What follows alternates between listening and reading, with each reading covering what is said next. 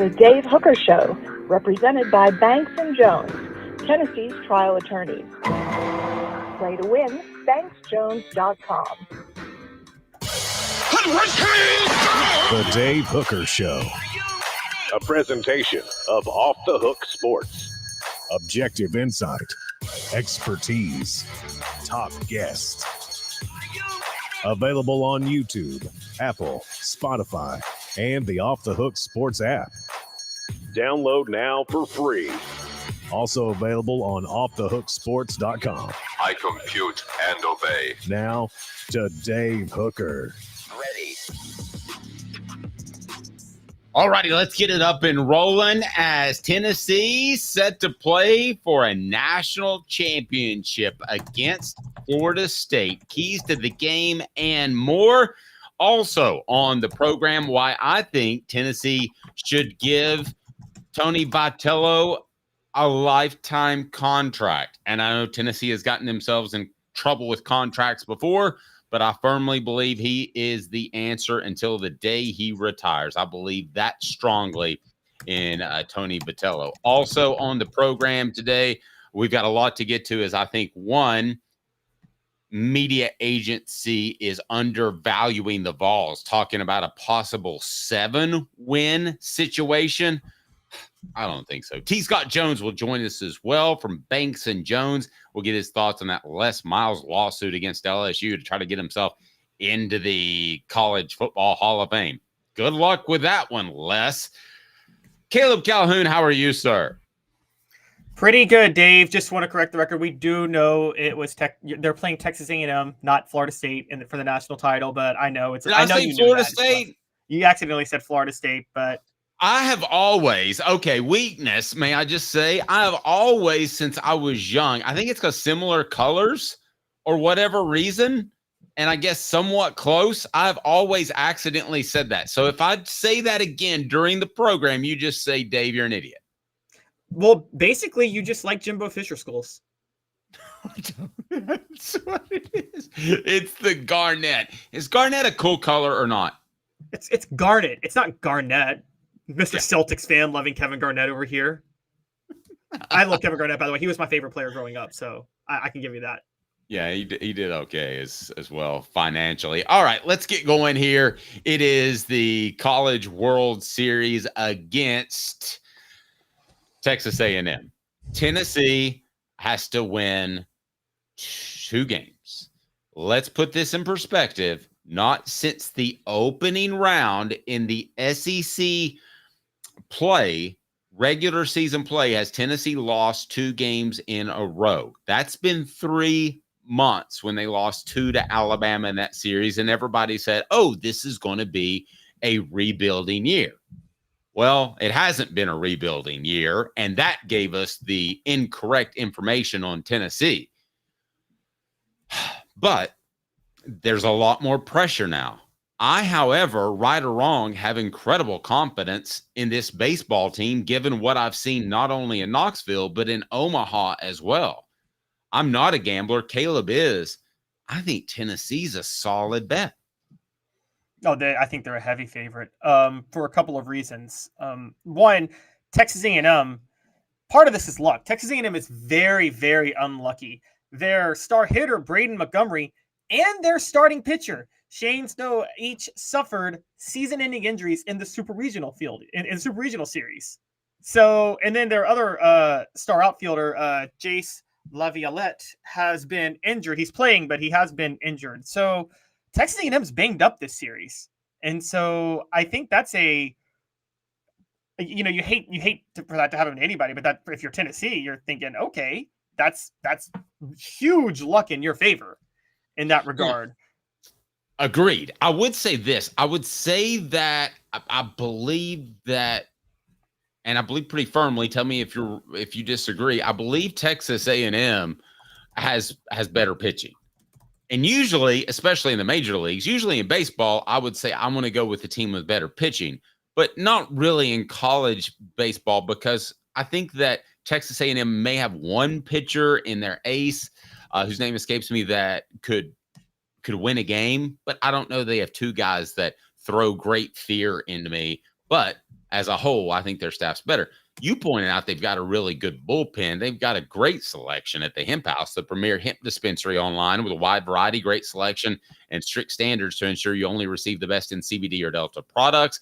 Go to Hemp House Chat with 2Ts.com. The link's right down below. Hemp House Chat. Use the promo code HOOKED. That's HOOKED for 10% off. So do you give A&M the pitching advantage because of their starters like I do? Or I know you really like Tennessee's bullpen as well you should.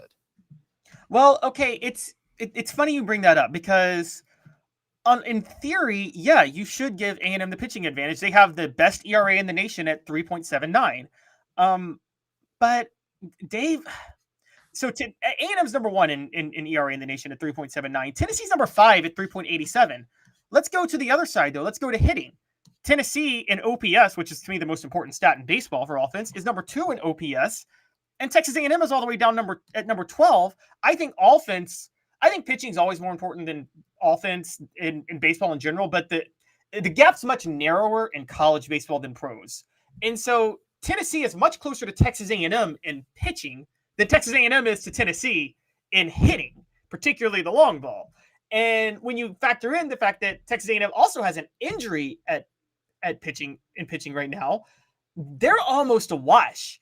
At which point, it's really hard for me to see where Texas A&M is better than Tennessee going into this finals. Now, I've said that before about things. You know, I said last year in football that it's really hard for me to see how Tennessee loses to Florida. And then they went and laid an egg against Florida. So, I mean, that happened. And then you could throw South Carolina in the year before that. I mean, that's why they're sports, right? Right, exactly. But just from, looking at it from an outsider's perspective going in, I mean, guys, Tennessee has 5 players. They have 5 players who together have more home runs than 294 of the 306 teams in college baseball total this year. Kudos to Dylan putting 200 on winning it all before the College World Series. They'll get about a $5,000 payout. That's pretty awesome. Good for you. I look at Tennessee, and let's have the debate for a moment between the 2022 team and this team. I don't really care which is more talented. I think that's kind of neck and neck. I could make an argument for either team. But the thing that I don't say about this 2024 team, which is as significant as a starter, is I don't say there's a decent chance they could melt down. That 2022 team, there was a decent chance they could melt down, wasn't there? At any point. And they did. Yeah. No, they absolutely did. You're right. There was a very good chance they can melt down. And I think that was partially because of the pressure they were putting on themselves. And I think they have really flown under the radar with that pressure this year, as you talk about. Now, that pressure magnifies once you get to the College World Series final. So you wonder how much of an effect that's going to have. But I do think that Tennessee, I think that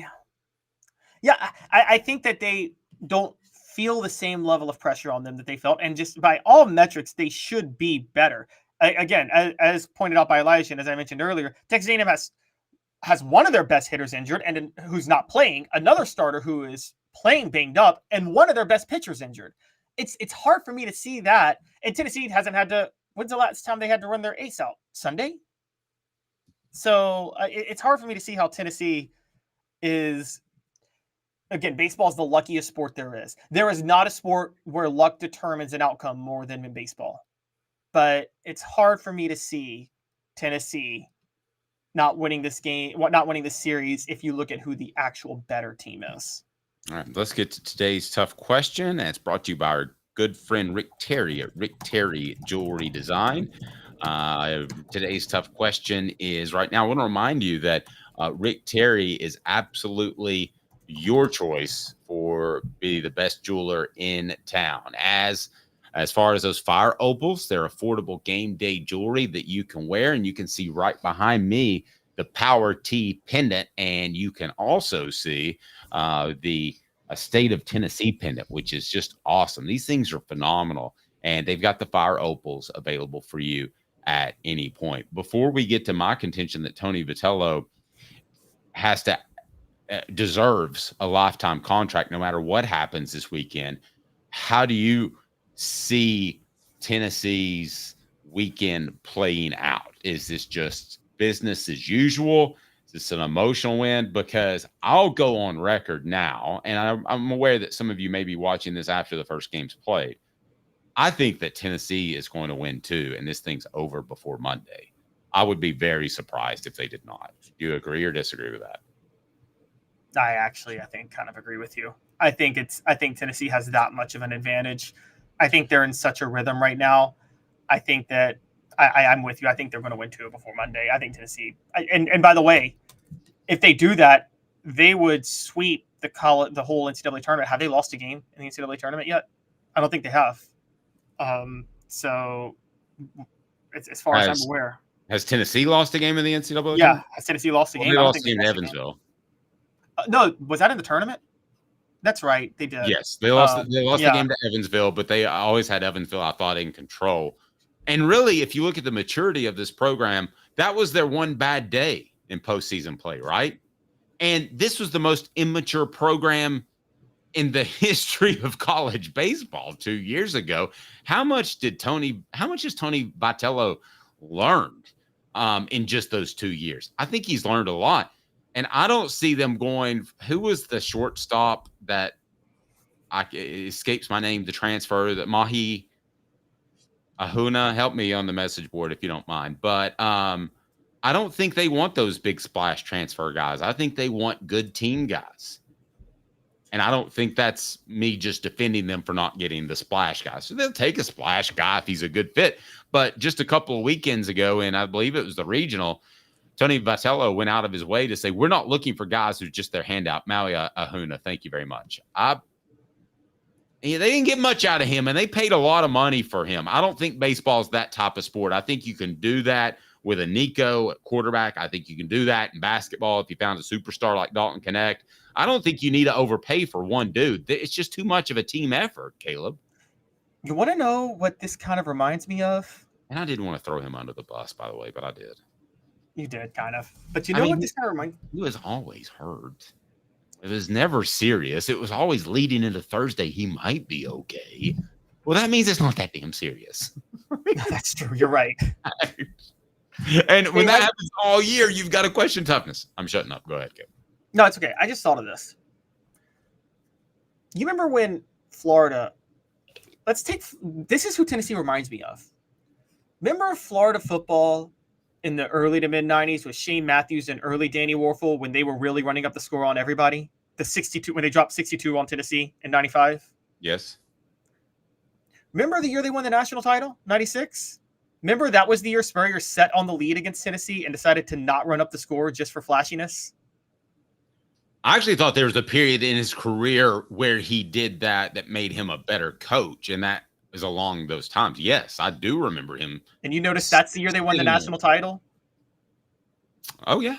Yeah, and I know that he got away from it. Humiliate teams. I know he got away from it, and for right or wrong, Tennessee felt like he really hurt himself by wanting to outthrow you every single game. And I think his ego got in the way, and he said, I'm a passing coach, so I want to outthrow you. Tennessee doesn't have that ego in baseball. They don't care if they out home run you. They have, but they can small ball you as well. They've done that a couple of times. Not much, but a couple of times. Yeah, exactly. You see this so often in sports where the reason I bring that up is like this team the 2022 team reminds me of early Florida Spurrier where it's let me humiliate everybody I play. 2024 is reminding me of the Spurrier team that won the national title where they're still humiliating opponents. Don't get me wrong. They're still blowing teams out with their offense, but they're not trying to draw attention to themselves by doing it. Does that make sense? So I feel like that's I think that's where this team is. And I think you see that a lot in professional sports where when teams go out of when teams stop trying to really humiliate opponents and draw attention to themselves is when they start winning the most. I mean, look, it happens all over sports. And I feel like that's this Tennessee team. Interesting point. Today's tough question brought to you by our fantastic friends at Rick Terry Jewelry Design. Today's tough question. Take a side. Take a stand. The Dave Hooker Show, a presentation of offthehooksports.com. Tennessee should give Tony Vitello a lifetime contract. Here are the choices. right now. Wait until the College Baseball World Series Finals, or I don't believe in lifetime contracts. What say you? I'm going to change that to wait for a championship one too, if you don't mind. I mean, I would want to say,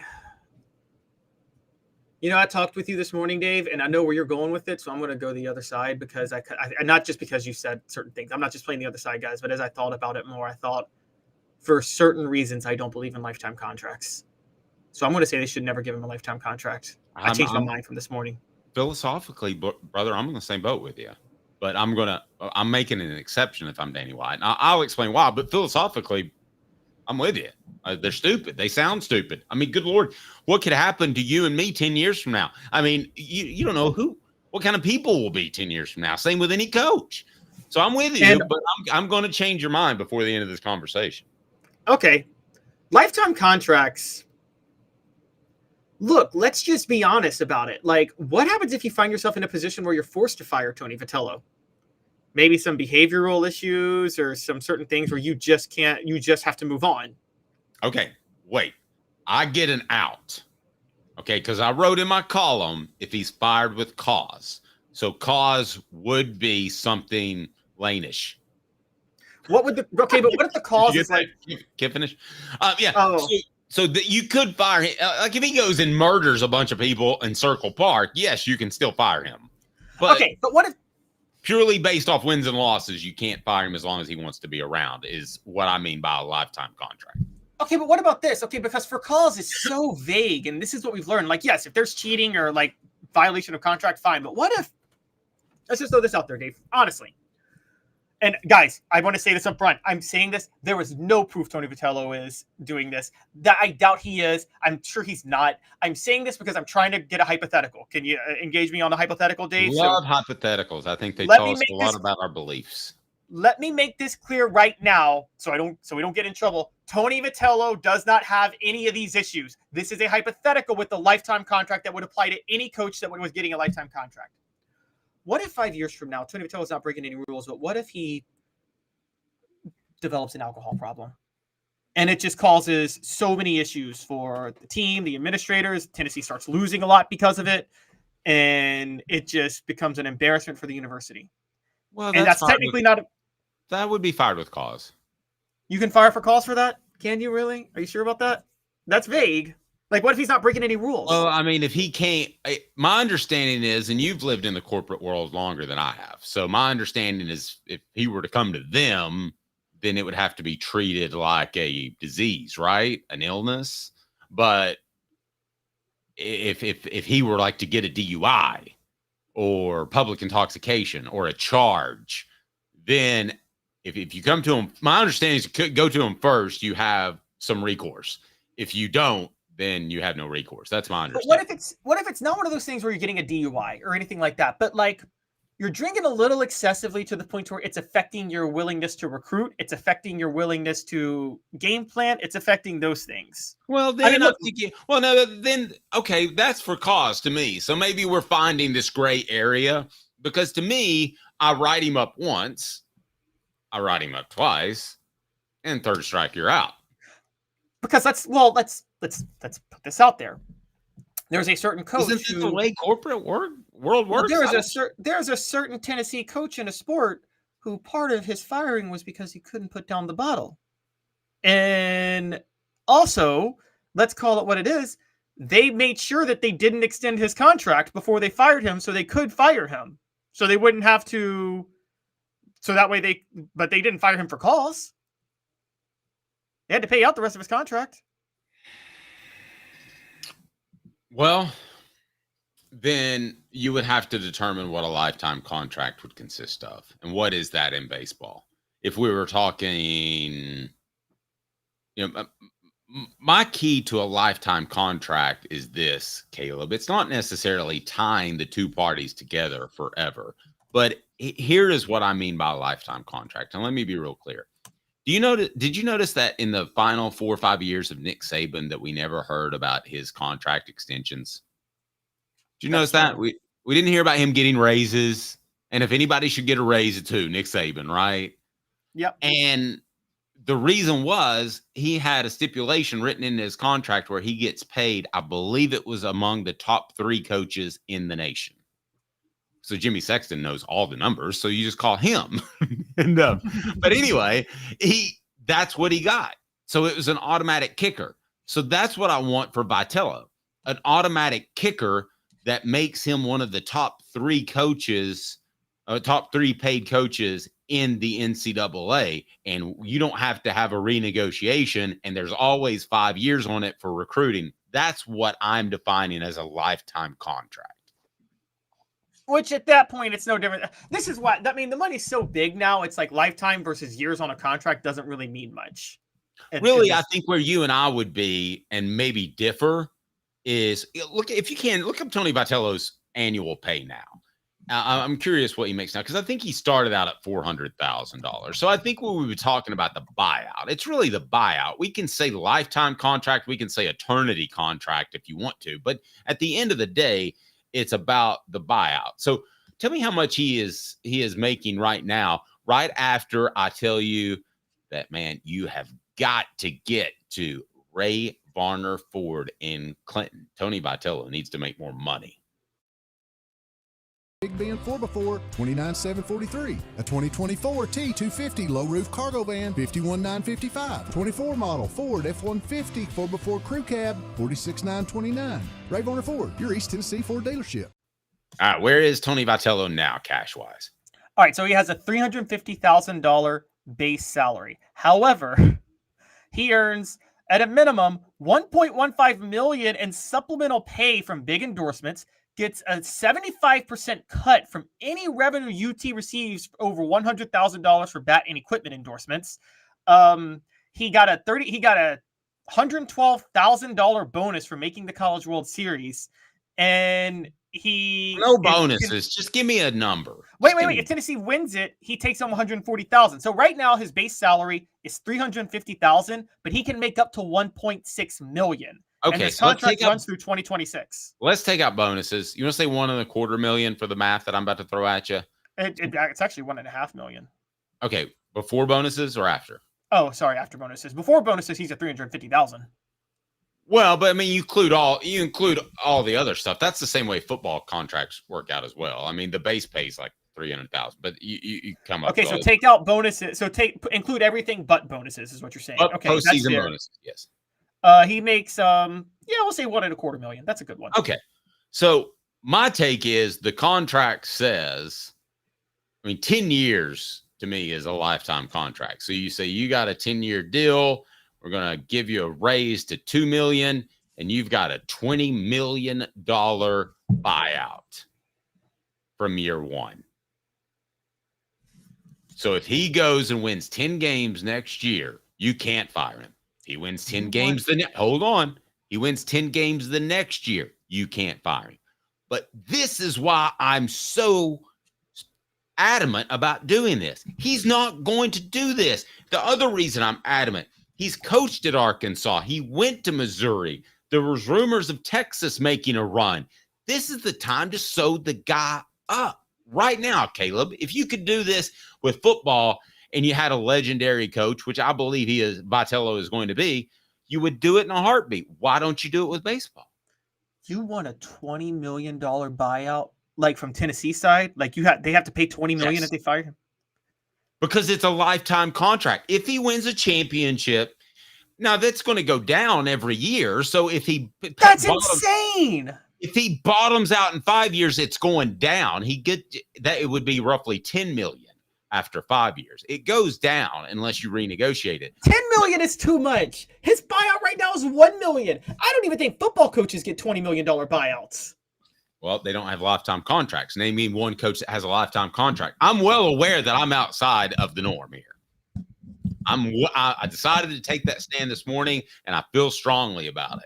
I respect your opinion. I do. Don't think I'm the one who's usually on drugs, okay? And I'm the sleep deprived Usually one. on drugs. Nobody thinks you're usually on drugs. Y'all think I'm the sleep deprived one? $20 million buyout? Dave wants the university to be on the hook for $20 million if they have to fire Tony Vitello for any reason. No, it's gonna be a 10 to 15 to 20 year contract, and the buyout is gonna go down every year. You should never be on the hook for more than $2 million for baseball. Never. Ever. It's baseball, Dave. This is not football. Stop throwing around money like it's a football contract, or even men's basketball for that matter. Seems like a lot of people might agree with me. Tennessee should give Tony Vitello a lifetime contract right now, like today, Friday. No, just make him the highest paid coach and give him the most expensive buyout if they win it. 52% said right now. Wait for a championship, says 26%. Never. Don't believe in them. That's Caleb, 22%. Just saying, you can wrap up one program for the next 20 years. You don't have to worry about hiring another coach. You don't have to worry about accidentally hiring a goofball like they've done a couple of times. It would change things. The show is always brought to you in part by our good friend, Medicare Misty. And by the way, Pro Football Focus hates the Vols for some reason. What? 19 years this year. I've been in the community since 1993. You're getting a lot of information. Unlike when you were working, they made the choice for you. Now you have to make the choice. Come to us and let us help you make it easy. Call Medicare Misty, MedicareMisty.com or 423-777-5577. Let us help them sleep at night. And we call her Medicare Misty. And sure, in your later years, that's MedicareMisty.com. Again, MedicareMisty.com, and she charges you nothing. Caleb, who do we like? We like Pro Football Focus. We like Phil Steele. At least I do. Who else is a go-to that you like, that you think does a good job of actually breaking down football like we do? I like Bill Connolly in the SP Plus rankings. I like ESPN's FPI. I'm a fan of all of those. Put it this way. I like analytical methods used to determine better teams. Now, let me be very clear with that.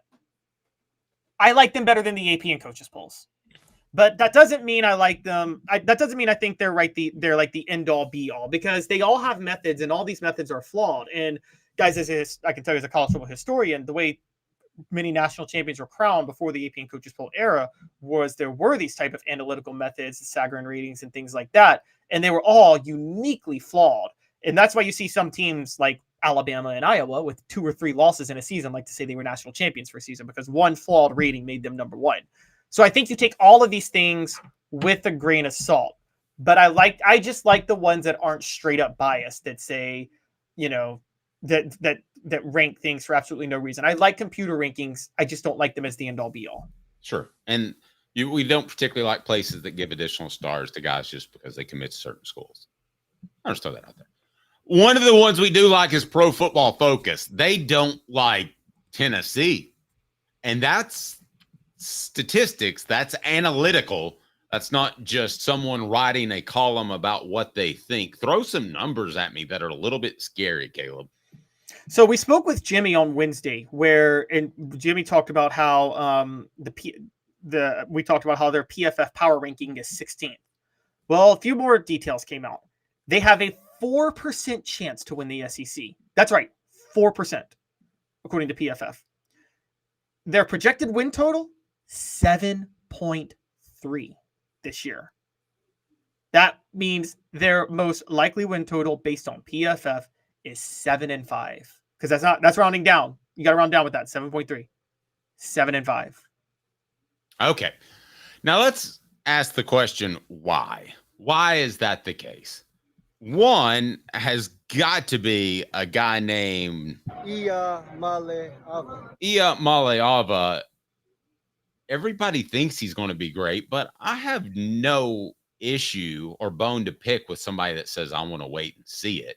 And if you use analytics, then you are definitely not going to get a boost for having Nico, who has only played one game as a starter in Tennessee's system. I mean, this sounds crazy, but in an analytical thing like this, Nico is actually a detriment to you, right?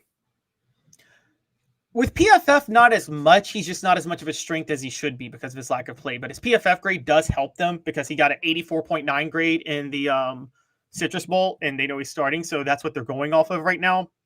Now, they do give you more power the more you've played, but so they can't factor that in. What's really holding Tennessee back is, based on PFF numbers, guys, their defense is even worse than we thought. Like, their defense is even worse analytically. And losing, and here's the other point, Dave, losing Tyler Barron and Tamarian McDonald, those were the two highest PFF graded defensive players for Tennessee last year, and they're both gone. And so what PFF is looking at is that to say, well, they're really, really, really, really, really bad on defense. Like, I don't think they're saying really bad on defense. I think they're saying really inexperienced on defense. Josh Heupel did something that I want to give him kudos for. He said, this ain't working. I'm willing to let these guys cruise and replace the entire secondary. Most of the time, I would think that was pretty stupid. But this particular time, I'm completely okay with it based off what he's brought in, and I think the players are more talented than they have now. Are there going to be growing pains? Yes, Caleb, but look at the beginning of the schedule.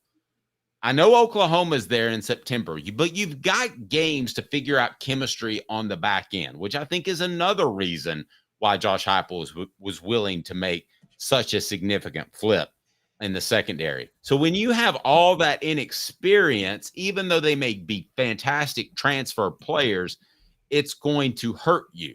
So Caleb, I'm curious where you would have Tennessee based off the fact that I believe you think Nico is going to be pretty good. Picked him to win the Heisman, and Tennessee secondary should be better than last year. The show represented by Banks and Jones. Well, it's because they're Tennessee's trial attorney. You can play to win with Banks and Jones because they'll go to trial. You've heard of other lawyers. They say they'll go to trial and fight for you. They won't. They just want to settle. That's the easiest way out. Well, that's not Banks and Jones, led by T. Scott Jones. They won't settle. They'll go to trial for you. Tennessee's trial attorney. They play to win. Truly, Tennessee's trial attorney when it comes to criminal defense or personal injury. Why settle? It's Banks and Jones. T. Scott Jones. BanksandJones.com. Caleb, I think we'll be proven right that Nico is the right decision. Paying him X amount of dollars is the right decision. Is it the right decision to totally, revamp is not a strong enough word. Your secondary, what do you make of that move? No, I think we'll be proven right too. And this is the flaw with PFF is they can't quantify these things because what they're looking at is Tennessee lost. They had 9 players on the back end, linebackers, corners, and safeties that played 300 snaps last year, and they lost 8 of them. They can't quantify the fact that that's actually an improvement. They also can't quantify how much of an improvement Nico will be because here's what's really holding them back, Dave. They're going based off last year's production to a certain degree. Yep. Tennessee's expected points added per play, which for those who don't know, basically what PFF does is the EPA is their most important stat. It's how much does a play increase or decrease your likelihood of scoring in any given time. And Tennessee's at 0.06 was 43rd in the nation. If you're Tennessee and you're Josh Heupel's offense and you're not top 10 in that number, that's a really, really big problem. And so they're looking at that and all the concerns that come with the defense, and that's where they come to the 7 wins mark. And the only reason they're at the 7 wins is because of Nico's Citrus Bowl PFF grade. So they can't really quantify how much better Nico's going to be overall, and they can't quantify the fact that the defense has likely improved with Josh Heupel cutting bait with so many guys. These are certain things they just can't take into account. And so that's why it's at 7.3. Now, worth noting, who does take that into account is Vegas, because Vegas actually has financial interest in win totals for teams. And how much money would you, if you could get Tennessee at 7.5, how much would you bet right now? I would bet everything on that. I literally would bet everything I had. I would too. I would bet everything I have. I'm not even lying to you guys. At 7 wins, I'd bet everything I have. And by the way, cashing out 401ks, all of that stuff. I'm not really exaggerating. I mean, 7. If Tennessee doesn't, well, they would have to win 8 if it's 7.5. If Tennessee doesn't win 8, I would be completely stunned, and Tennessee would be one of the bigger stories in the entire nation as one of the biggest disappointments in the entire nation. Would they not? Yes, they absolutely would. And by the way, Vegas knows this. That's why FanDuel set their win total at 9.5, not 7.3. And so I think that, again, and the other part is PFF gave Tennessee the 37th ranked strength of schedule. That's very friendly for an SEC school. So it's even weirder that it's 7 wins. No, I thought so too. Portions of the program brought to you by our friends at Quality Tire Pro. You know, the Eberle family has been there in Chattanooga since 1957. They can do full service automotive work, brake alignment, oil changes, and much more. All work is covered by nationwide warranty. So stop by there on Cherokee or go to qualitytirepros.com, qualitytirepros.com. and tell Bo that Dave Hooker said hello and Off the Hook Sports said keep up the great work. Tell Bo that Off the Hook Sports said hello. QualityTirePros.com. And Caleb, don't want to predict anything bad. I'm not going to. But I think the only way that Tennessee flirts with 7 wins is if something either off the field or injury-wise were to happen to Nico early in the year even. I don't even think if it happened in November that it would necessarily that it would keep them from winning 8 or 9 games. I feel that strongly about them, but I can't think of any other scenario other than just one of those injury-riddled years, which sometimes you have. Tennessee had that to some extent last year, but other than that, I can't imagine them flirting with 7 wins. Can you even paint a scenario? I mean, okay, so Nico goes down. Let me pull up their schedule just real quick. Okay, so to get to only win 7 games, who would they have to lose to? And I guess that's the way that we could play this game is, okay, so Oklahoma, Georgia, Alabama. They'd have to lose all 3 of those games, right? Yes. And I want to take a second because I forgot to say it. Please hit that like button if you like Caleb's breakdown, because I certainly do. And don't forget to subscribe. Hit the like button now, please. Thumbs up. Go, Caleb. All right. Let's go down the list. So let's pick. They have to win. They have to lose 2 of these other games. Chattanooga. Okay, they're not losing Chattanooga. NC State and Charlotte. I think that's their only other possible loss, right? Yes. Okay, so that's 4. All right, now let's try to find a 5th. Kent State. Well, that's no. There's one other that's a possibility. Arkansas on the road. Scrambling. I hate playing teams like that because if you get them on a weekend where they feel like they want to rise up for their head coach, Sam Pittman. But no, Tennessee should win that game 8 times out of 10. Florida at home. You know what I think about Billy Napier, so that would be a win. Kentucky at home? Off a bye? See, I was going to say Kentucky is a possibility because I've heard their offense is going to take a step forward, but you're right. I mean, that's after a bye at home. That's after a bye, and Kentucky will have played Auburn the week before. So Kentucky will be drained. And so, I think I just don't see Tennessee losing to them. Mississippi State at home with a new head coach? I don't think so. Yeah. I mean, but some people didn't like Tennessee's schedule because Alabama stayed on it. But if you don't think that the SEC did Tennessee a favor, maybe unintentionally, with the schedule, you're crazy because this schedule's absolutely it's tailor-made. It's tailor-made. Oh, absolutely it is. UTEP. I mean, and then at Vanderbilt. I understand Pro Football Focus's point, and I get that, but you're learned fans on here, and you understand why it's not entirely accurate when it comes to predicting Tennessee's upcoming season. Hey, I didn't mention that apparently there's a new tradition at Georgia where the quarterbacks will share girlfriends. We'll talk about that after this. Stay tuned. Not willingly. He is Caleb Calhoun. I'm Dave Hooker. Girlfriend Georgia quarterback sharing. Yeah, it's just one big mess. After this, stay tuned. Off the Hook Sports, just 2 minutes.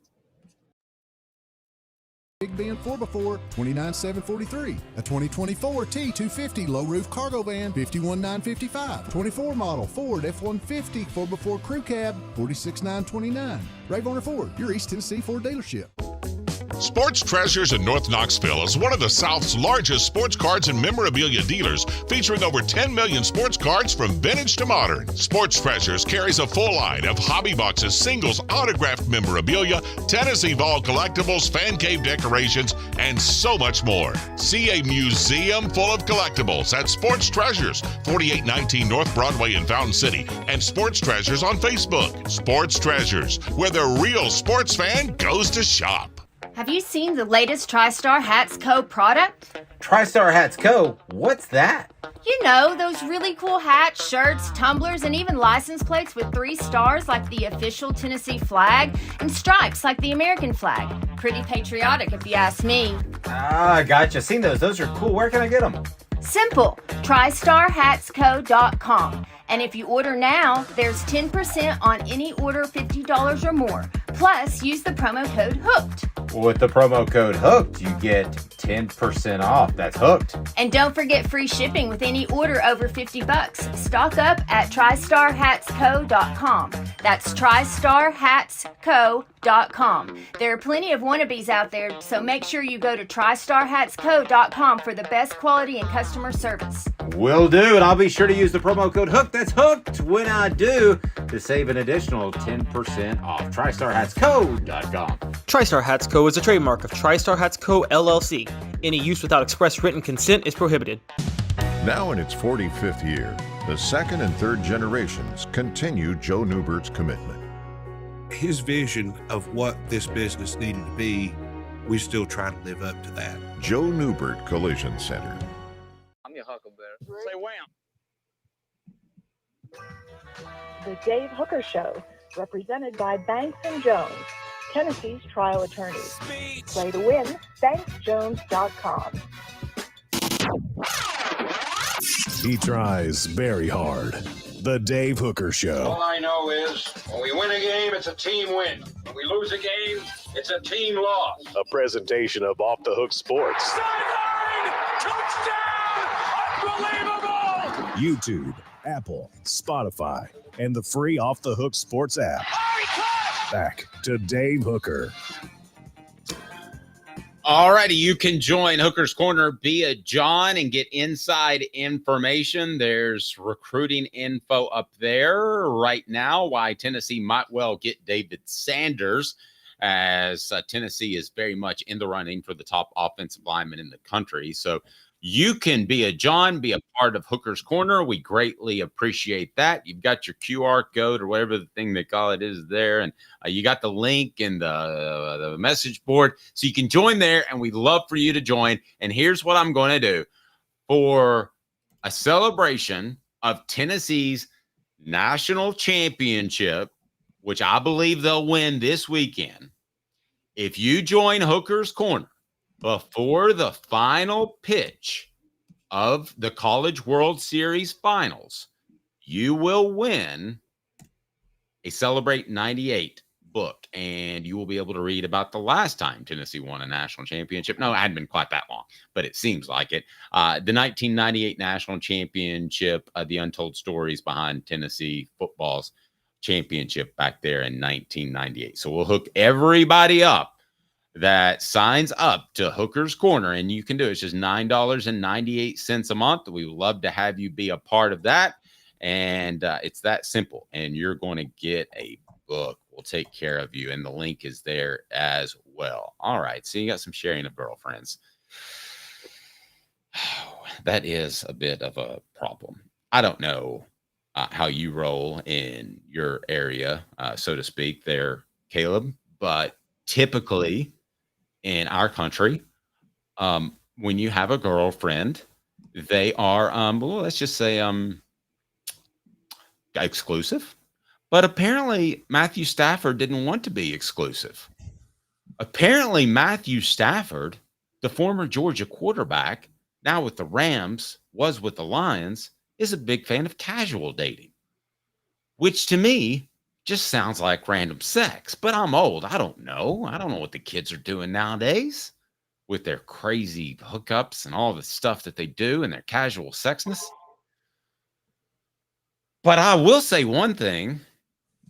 Even in this era of casual sexness, I believe it's important to uphold your team and teammates by not having casual sexness with your teammate's girlfriend, which is apparently what happened. Can we play the clip, Caleb? Because this is maybe the funniest clip ever spoken by a woman not named Tina Fey, who is the funniest person walking the face of the earth. So here we go with Caleb and his clip that he pulled about how Matthew Stafford's girlfriend is a little, I don't know, morally loose. Well, this is it's his wife now, Kelly Stafford. They have 4 children now. Well, I didn't want to get into that yet because I went, would you forgive?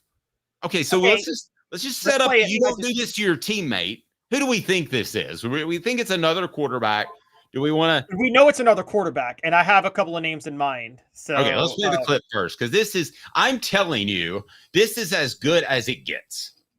Okay, so this is just before we start. Yes, this is Kelly Stafford on a podcast. Matthew Stafford's wife talking about something she did in college when she was dating Matthew Stafford. Yes, and it had nothing to do with the flute, but I would like to thank the interviewer, by the way, for dressing up for her big podcast. All right, let's go ahead and fire that out there. Wait, so was he trying to casually date and you were all in? Oh, yeah, girl. Anyways, long story short, it wasn't that cute of a relationship at first. I hated him. I loved him. I dated the backup to piss him off, which worked. Yes. He was like, that'll do it. He was the bad boy, too. Like, Matthew's so sweet and Southern gentleman and all that stuff. And the backup was the complete opposite.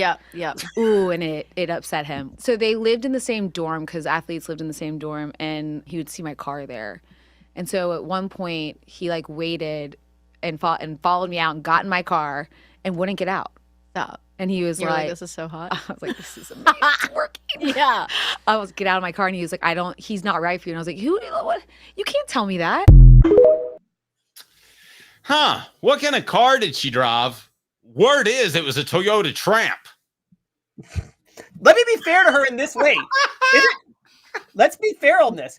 Matthew Stafford, it sounds like he wanted to date other women and not commit to her, and then he got mad when she played the same game. Isn't that what it sounded like? Turnabout's fair play. My point is, do you ever take somebody back because this could disrupt the team too? Well, the question I'm trying to figure out is, okay, so now wait. Here, I'm just going to warn everybody. Here he goes. Conspiracy Caleb is about to join us, everyone. On I don't think it's conspiracy. Okay, so basically, before I get to who this may have been, Georgia was 11-2 in 2007, finished number 2 to LSU. They had a mysterious blowout loss to Tennessee that year, and that was the last year Tennessee won the East. The year later, Fulmer got fired. Tennessee was not the better team than Georgia that year. Georgia was significantly better. Tennessee just beat the brakes off them, and I couldn't explain it. A year later, Georgia enters the year ranked number 1 and has a mysterious blowout loss to Alabama, is mysteriously upset by Georgia Tech, and also loses badly to Florida and Urban Meyer. Now, you could say this is just Mark Richt always choking in big games, but I'm like, or was there some internal strife that cost Mark Richt a national title at Georgia when he had arguably, I think, maybe the 3rd or 4th best SEC East quarterback ever? Behind like Peyton Manning, Tim Tebow, and yeah. So I'm just throwing that out there. Just throwing. And by the way, Lane Kiffin, and just so y'all know, Lane Kiffin has now gotten involved in this. Okay. That I've got to hear, and I want to get to, and I'm going to tell you that this actually happened at the University of Tennessee, and I'm going to tell you the story about that. First 15 seconds from Neubert Collision Center. 5th year, the second and third generations continue Joe Neubert's commitment. His vision of what this business needed to be, we still try to live up to that. Joe Neubert Collision Center. So what did Lane say about Matthew Stafford's girlfriend practicing the center quarterback exchange with other players?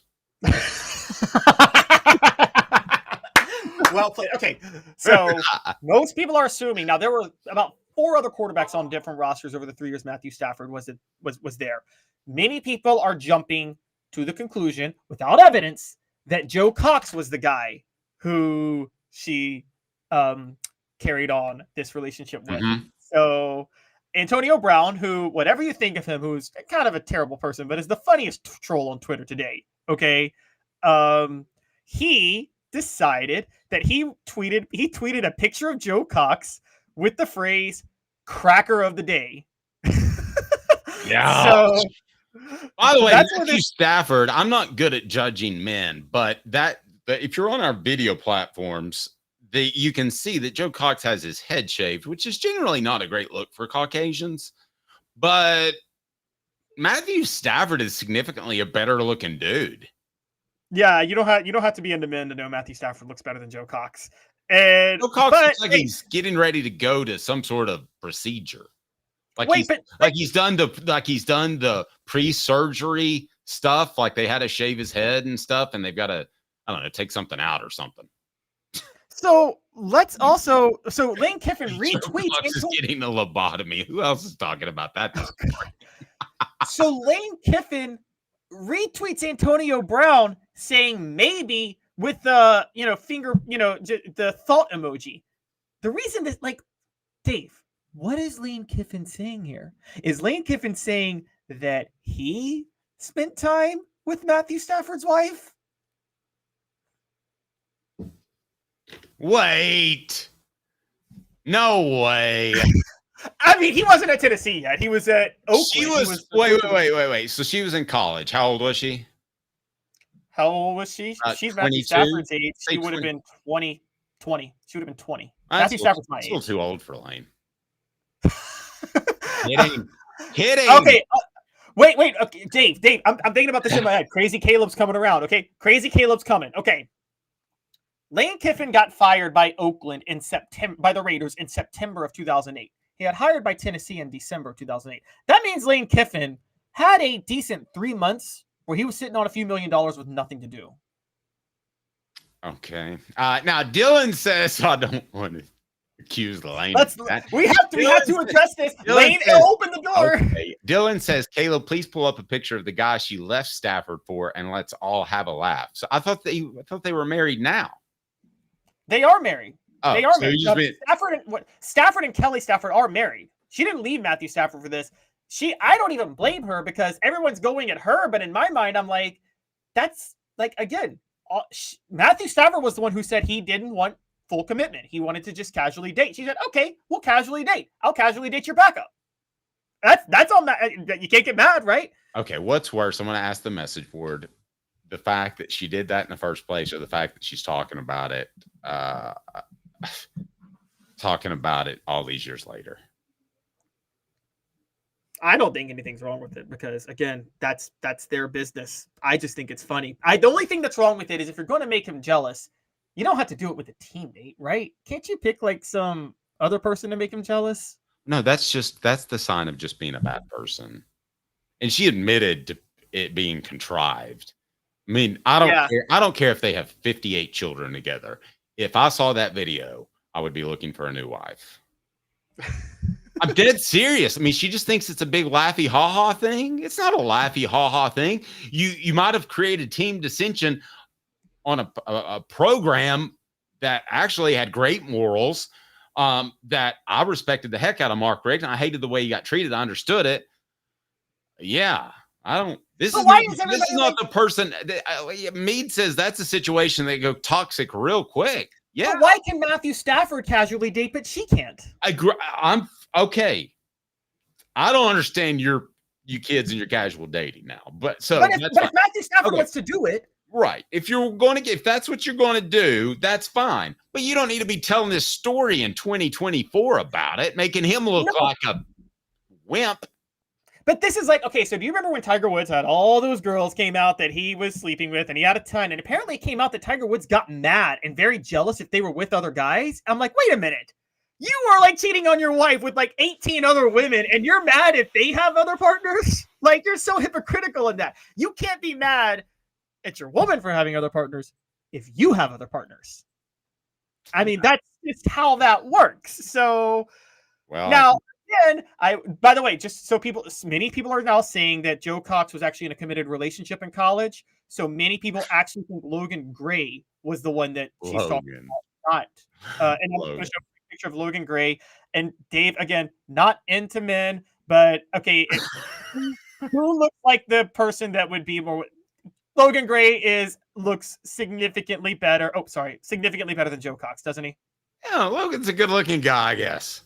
I'm going to move on. I'm going to get it to T. Scott Jones. Wait, but no, you didn't engage mine. Did Lane Kiffin, is he saying that it was him?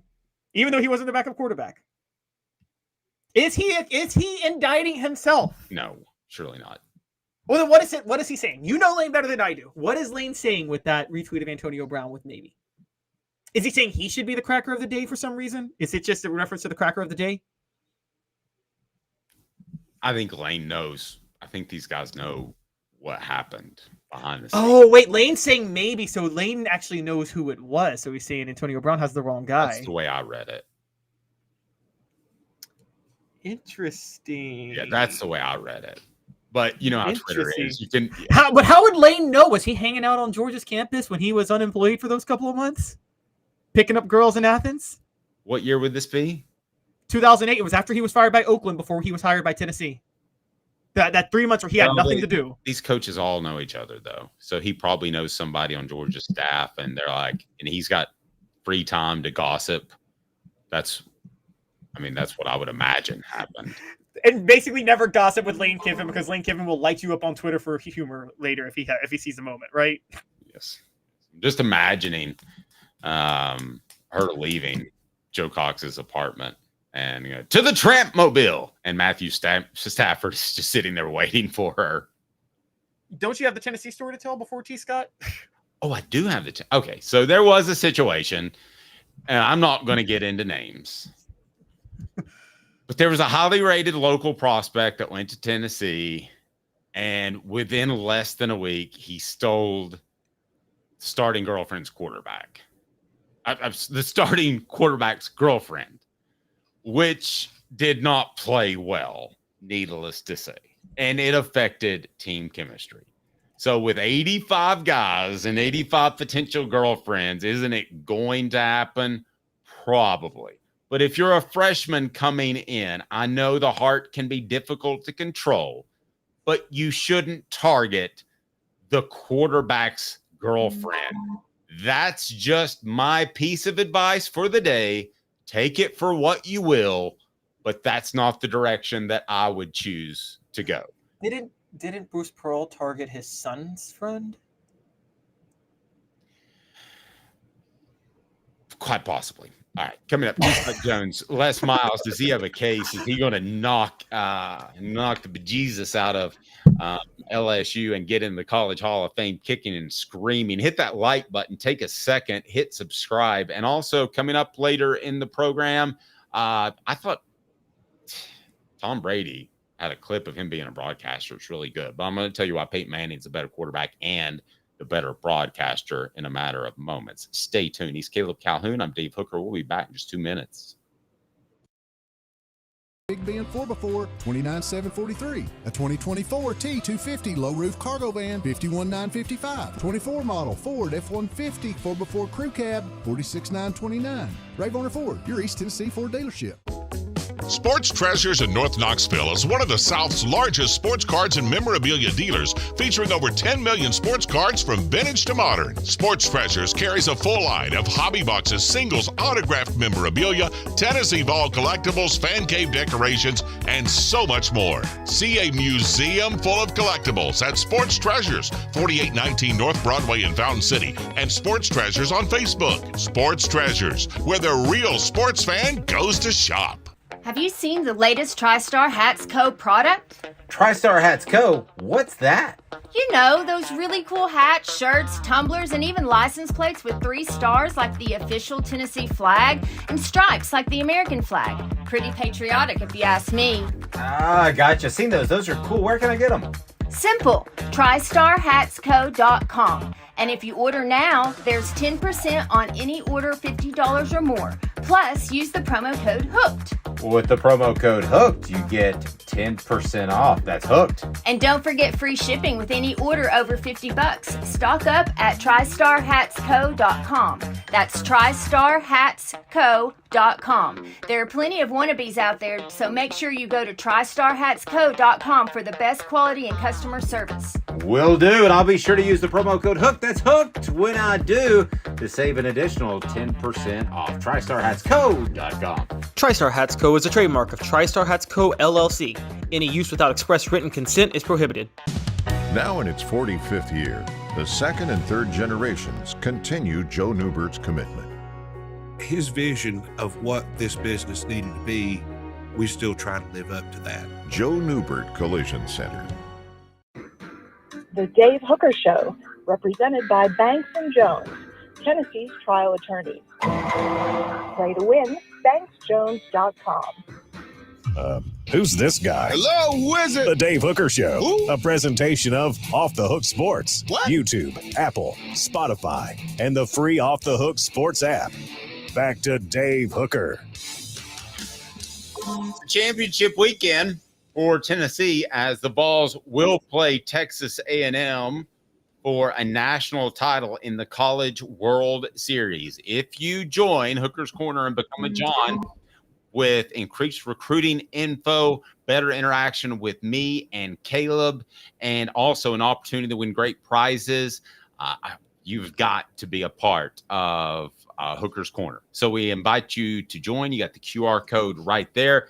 And because it's a championship weekend, everybody that signs up this weekend until the final out of the College World Series finals will receive, you see it over my shoulder if you're on the video platform, to celebrate 98 book, The Untold Stories Behind Tennessee's 1998 National Championship. It feels like that's the last championship they won to me, because I was more of a football guy. I always respected the heck out of the Lady Vols, but actually their last championship was in 2008. So would that be the last championship as a whole? We remind you to join Hooker's Corner. Is that our last champion? Is that Tennessee's last championship? In men's sports, yes, that's their last champion. That's the last championship game they played in men's sports. Women's sports. 2008. Oh, women's sports. I mean, I don't know. What's maybe the last champion? So you're saying men's football is the last they won in men's, but as for what about just overall? Would that be 2008? That's 2008. I think that would be women's sports in 2008, unless I mean, I have no idea if golf or the sports won it. Sorry, guys. No, that's fine. Let's face it. The big sports, obviously football, basketball, now baseball, women's basketball, and to a much, much lesser degree, softball, if they're in the finals. Some people will watch, like when you have a Monica Abbott. I watched the one with Monica Abbott. What do you think about Peyton Manning and what he's done with his post-playing career? I want to get to that in just a little bit, but first, we're joined by a very special guest, T. Scott Jones. Banks and Jones joins us now. Look at this guy. He's got a big anniversary at Farragut High School tonight. I think it's his 10th anniversary based off how he looks. Oh, you're very kind. I tell you, 40th anniversary. Kind of hard to believe that those years have flown by, but, time, it waits for no one, so to speak. That's true. I saw this Les Miles lawsuit, and I'm like, I got to call T. Scott Jones right now. I got to get in touch with him, because let's explain, Caleb, a little bit about this lawsuit, and then I want to get the legal expertise from Mr. Jones here. All right, so T. Scott Jones, Les Miles is suing LSU, the NCAA, and the College Football Hall of Fame over the fact that LSU vacated 37 wins due to an NCAA infractions case. And the vacated wins drops him his win percentage below the threshold for the College Football Hall of Fame qualifications. The lawsuit states he was deprived of property rights to the vacated wins and his nomination, which must be done by those affiliated with an NCAA member school. I sit there and I think about that, Caleb, and I think about what was his quintessential nickname, the Mad Hatter. I guess that was MADD, but now he's really mad, MAD, over it, thus precipitating the lawsuit. But, when you look at things that are at least on the outward glance, somewhat frivolous. I don't know that you have a vested property right in a quote unquote honorary organization that you're elected in. So I don't know. I sort of fail to see anything that LSU or that anyone else did that basically impinges upon or impugns a property right that Les Miles had. I don't know. We may be proven wrong, but that one's going kind of far afield. I mean, I consider myself a pretty broad-minded plaintiff's lawyer, but I mean, I I believe I'd have let that one sail on by. I mean, it certainly got some media attention, and if that's what he was seeking, it may be kind of like the cast members of the Brady Bunch, where everybody sort of forgot about them. But that being said, I don't know. Well, I'm curious too. So I understand how he could sue LSU. You can sue anybody for anything, that Sure. better than that. But I mean, I kind of understand that one at least, but I don't understand including the College Football Hall of Fame in it, because correct me if I'm wrong, but you and I could start a club right now. It could be the Scott Jones Hooker Club, and we can decide who we want as members as long as we don't receive federal funds, right? I mean, isn't that what the College Hall of Fame is? Yeah, I mean, that's always been my understanding relative to it, Dave. And that's what was sort of troubling with regards to that. I mean, you might get into the actual constrictures of his contract with LSU. I mean, neither of us have actually examined that. And I can't imagine that there was a limitation put in the contract that university will not vitiate or vacate any wins without Les Miles' permission or some other authority. But just to do it without that or out some sort of a contractual obligation, I think he's going to have a hard time, so to speak, making that elevator go up. Well, I'm going to make you guys laugh even harder, because his attorney is saying that LSU agreed to this with the NCAA without giving Les Miles due process. I'm sorry, do you have due process in something like trying to get entry into something like an honorary organization?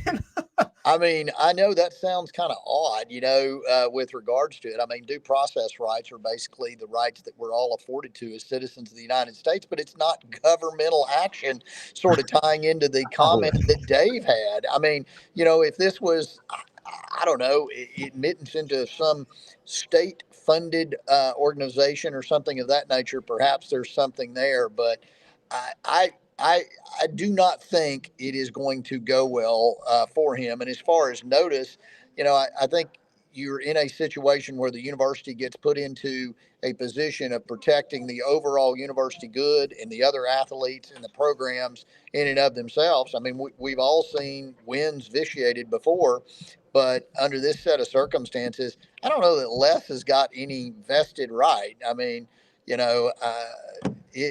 it sort of just begs the question of, really, was this a valid lawsuit to begin with? But like I said, I mean, time is going to be the teller of all relative to this. Let's say, for instance, you're one of Les Miles's friends, and he comes to you and he goes, "You're the best attorney in town. I want you to do this for me because I want to drum up some criticism I have about the College Football Hall of Fame." Would you even take this case? I mean, what would be your response initially? I mean, honestly, and I know I'm going to sort of coin my own phrase, when I take a case, I play to win. You can't take things, the Titanic's already hit the iceberg there and it's going down. It's not a question of when it's going to go under the surface. It's just a question, of the exact timing. In this set of circumstances, I wouldn't do it. I mean, all the media attention in the world is great, and you generate some with regards to filing a lawsuit like that. But then when you lose credibility in a situation like that, either as a individual participant or as a litigator, you've always got to be conscious of that. I mean, we have what are called Rule 11 sanctions, which are basically effectuated by the rules of civil procedure, which means we have to have a good faith basis for bringing a lawsuit. I mean, albeit, yes, you can sue anybody for pretty much anything. If you don't have that good faith basis, you can end up paying the other side's cost, attorney's fees, and actually incur damages. So I would be very cautious. Now, if he produced me a contract that said that he had the authority to, consent or withhold consent to actions such as what LSU took, I might take another look at it. But without that, I think I'd let that one sail on down the stream. I don't like average Joe's losing money, but I'd be okay with a guy that's made millions losing money because he fired off a frivolous lawsuit. If you can, Scott, tell us how you guys are different, because I know that you play to win. I know that you are Tennessee's trial attorney, but remind us how that's different from some other litigators out there. Well, not disparaging anyone else, but I mean, we're day in, day out. I'm actually down here at court, jumping on the show with you guys. Wasn't sure I was going to be able to get a recess to come out here and do this. But, we average 41 court appearances a month. That's what we do. Or excuse me, a week. I apologize. A month. That wouldn't be a whole lot. But that being said, we're in the courtrooms. And, when you're not there and you're not litigating, you're losing those skills. And you can talk about everything else, but, eventually you got to get out there on the gridiron, buckle the chin strap, and butt heads. If you're not doing that, all the practice, basically what we call quote unquote soft practice, that's well and good. But until you're actually down there on the gridiron where inches matter, sometimes it's kind of hard to find the end zone. Great stuff. We appreciate it as always. Thank you, sir. All right. Thank you, guys. Take care. See ya. The guy's so awesome. He's taking a recess from court. How cool is that, Caleb? Like, I think that's pretty epic. I gotta do this off the hook sports thing, Judge. Can you hold on for this? Let's pretend it's a capital murder case. I don't know that it is, but let's just pretend that. Okay. All right. I don't think I have a real question about this though, because I know you had to go back, and it's a shame we couldn't keep it because I did want to ask this, but Dave, I just want to know your thoughts on this. Don't you think it even further hurts Les Miles' case? The fact that I would say, and you would say, and I think John Adams would have said, that even if he was eligible for the Hall of Fame and those wins came back, I still wouldn't vote him in the Hall of Fame. Is he? No, he doesn't. I believe. Do you want to hear the most nebulous way of defining who should be in the Hall of Fame? If I look at the guy and I say, that's a Hall of Famer. If I say it just really quick, if I have to think about it for longer than about 30 seconds, I usually end up on the not. Dave, let me applaud you for this. Okay. Because this has always been my rule too. And I don't get when people are like, it's questionable. If it's questionable, he's not in. That's my rule of the Hall of Fame. Yeah. It's like saying you're sort of pregnant. You're either pregnant or you're not. Yeah. I mean. So I mean, Les Miles does not strike me as a national championship coach. I'm sorry, as a Hall of Fame coach, even though he has a national championship. Not even close. Right. Now, I do think there are I'm okay with like some automatic standards to get in. Like, for instance, say hypothetically Oklahoma State did not choke against Iowa State in 2011 and LSU got lucky and played Oklahoma State for the national title instead of Alabama in a rematch and LSU wins. Okay, 2 national titles. You put somebody in if they have 2 national titles, right? Automatically. You put them in at that point. Didn't happen. Sorry. Part of the reason it didn't happen was Les Miles was stupid enough to, as a coach's poll voter, vote Alabama #2 over Oklahoma State because he wanted the rematch. Why would you want the rematch with the team that you barely beat the last time? I mean, that's just... You think Nick Saban would have done that? You think Nick Saban would have voted LSU #2 over Oklahoma State if he had that chance? I think Nick Saban's a little bit smarter than Les Miles. That's just me. TristarHatsCo.com. That's the official one. TristarHatsCo.com. They've got hats, apparel, and more. For the latest in TriStar hats, go to the original, TristarHatsCo.com. TriStar hats are fantastic. The rivalry continues. Brady versus Manning. Believe it or not, it's happening on a television near you. Stay tuned. Caleb. 5th year, the second and third generations continue Joe Neubert's commitment. His vision of what this business needed to be, we still try to live up to that. If we wouldn't put our family in it, we're not going to put their family in it. If you're going to say that you're doing the best work in Knoxville, now saying it's one thing, producing it and providing it's another. The largest family-owned collision center in Knoxville is Joe Neubert Collision Center. Hi, I'm Rick Terry, and we at Rick Terry Jewelry Designs pride ourselves in the highest quality craftsmanship from a family-owned business here in Knoxville for over 35 years. At Rick Terry Jewelry Designs, we also take pride in being an affordable option for all your game day accessories, especially those fire opals. At Rick Terry Jewelry Designs, we want to be your jeweler every day and especially on game day. Go Vols!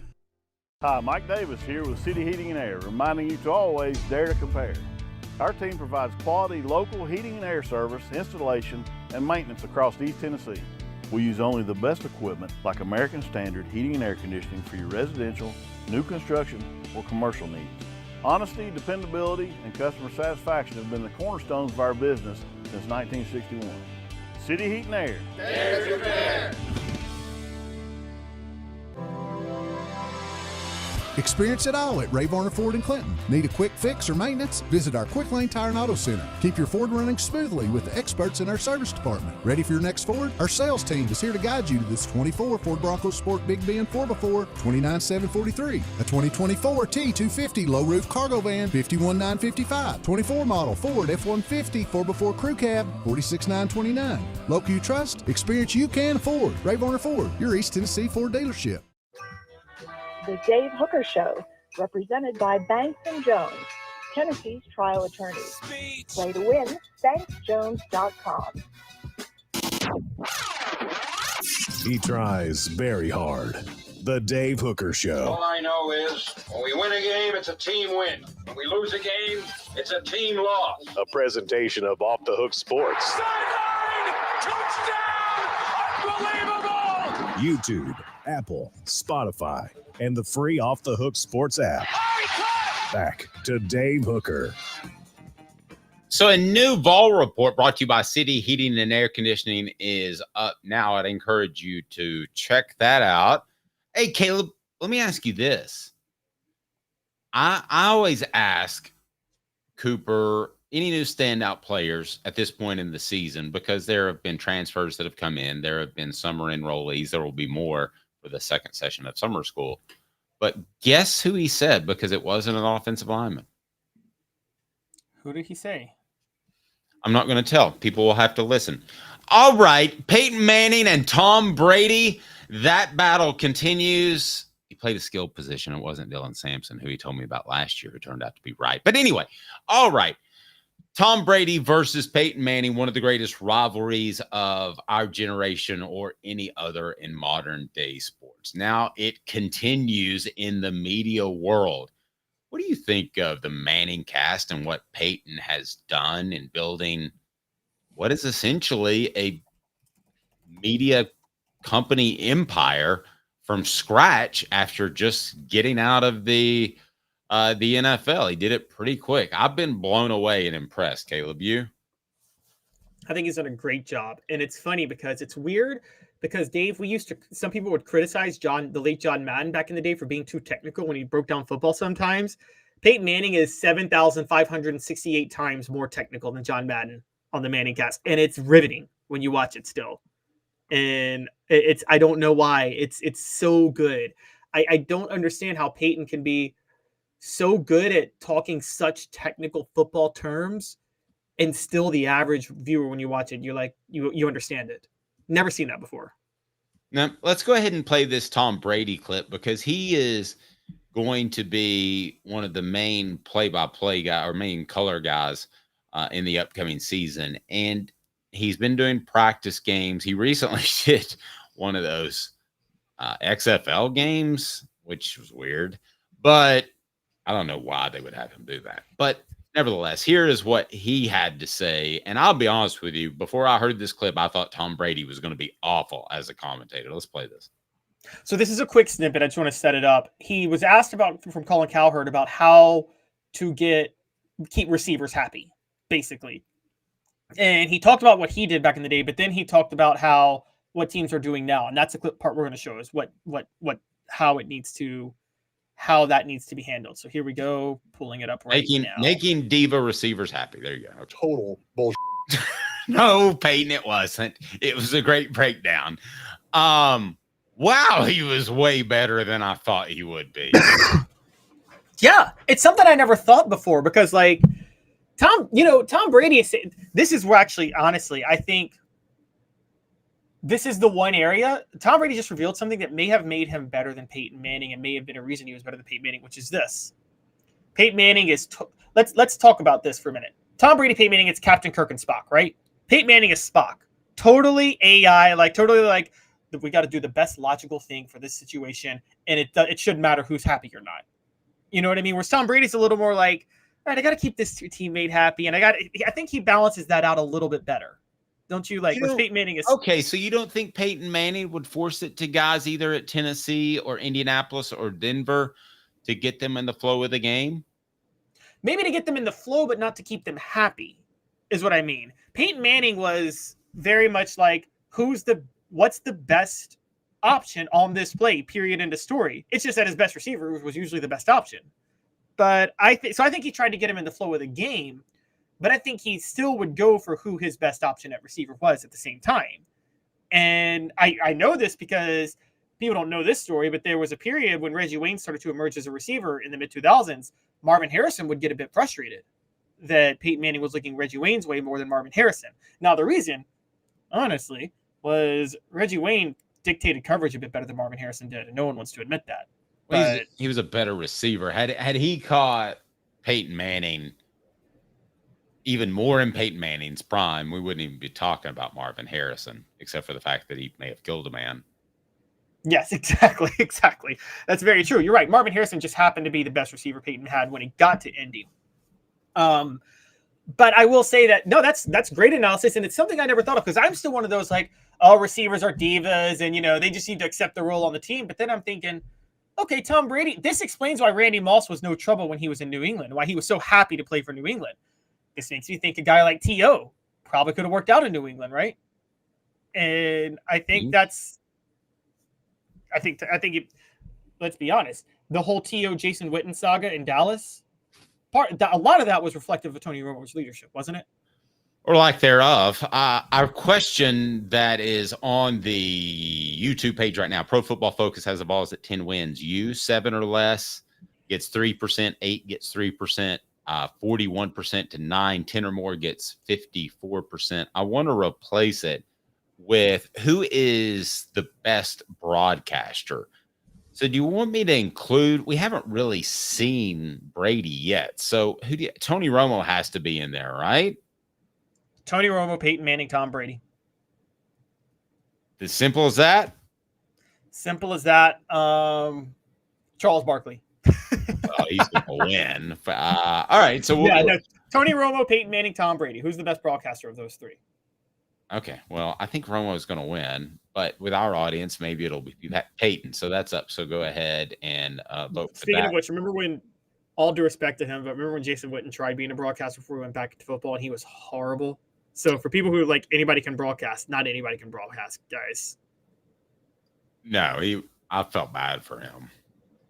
I mean, I really did. I felt bad for Jason Witten. I felt like somebody didn't train him. Do you remember who threw him on the air so quickly? I don't. I just think he wanted a job. So I think he wanted that job, and he was so well respected that he just immediately got it without any. It was almost like, I'm going to do a wrestling reference. It was almost the way WCW allowed Bill Goldberg to be built up immediately without having actually been trained in wrestling. I have no idea what that means, but I'll take your word for it. I would say this. I think that that when it comes to Peyton Manning and what he's done with the Manning cast, Travis says he didn't like it, but I will tell you, I had that idea about 20 years ago, and I think it's incredibly entertaining, especially because what percentage of games do you think are blowouts? 50% of the games that we cover or have to watch or want to watch because they're our favorite teams, you, the Titans, me, the Cowboys, are blowouts, right? They're not great games. How many games do you come away going, that was a great game? Well, in the NFL, you do a lot now. NFL games are so much closer than college. Well, that's true. But I guess what I'm saying across the board is when the games get boring and out of hand, it's nice to have somebody that can add a little more flavor and some behind the scenes things. And the other thing, and I may be in the minority, but watching in the press box for over a dozen years, they have the, they have the television turned down. So I turn it on at home now. I can't stand to hear the television commentator because I'm afraid something subconscious will leak into my mind and I'll write it. Does that make sense? No, yeah, that's a great point. Never thought about that. Sometimes my writing is helped by the commentary. Let me be clear, guys. I don't take what they say. Most of the time, I contradict what they say.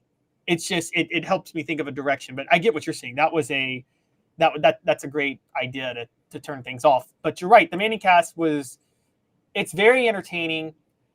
I think things are, because of so much parity in the NFL, though, it's hard to not find broadcast entertaining now, because the thing is, Dave, NFL lines are almost never more than 3 or 4 points now. Because they're so close. Remember back in the day, Monday Night Football games were always blowouts, always 100% of the time, and you didn't have broadcasters to do it. That's when the Manning cast could have saved it. But nowadays, I love what you're saying. The Manning cast should be doing more college football. They need them for college football because that's where there are a lot of more blowouts, is college football. I'd have Nick Saban on there. I wouldn't have him on College Game Day. You'd have Nick Saban on college on. I would not have him on College Game Day. He's going to be on College Game Day. I would have. I would have him do a Saban cast. Nick Saban's so boring, though. Can he make a boring game fun? I talked to somebody just recently who's like, this guy is going to be the most prepared in the history of man. Now, it may be boring, but if he brings me info, that's what I like. I don't need the belt. Okay, I got a question. Who prepares more, Peyton Manning or Nick Saban? That's another question. Who is a more preparation freak, Peyton Manning or Nick Saban? Dead equal. Dead equal? Absolutely dead. That's a question for another day. Let's save that because that's a really good question, right? Who is a bigger preparation freak? Peyton Manning or Nick Saban? There it is right there, Hooker's Corner. If you're on our video profile, just click on that QR code and you can get a free book. That's right, the Celebrate 98 book as we celebrate Tennessee's pending national championship against Texas A&M. Anybody that joins Hooker's Corner, becomes a John for just $9.98 will receive a free Celebrate 98 book, The Untold Stories Behind Tennessee's 1998 National Championship. It's right there on the screen, so please take advantage of that. Scan that QR code, become a John. It's a great way to support the channel. For Caleb Calhoun, I'm Dave Hooker. This has been a presentation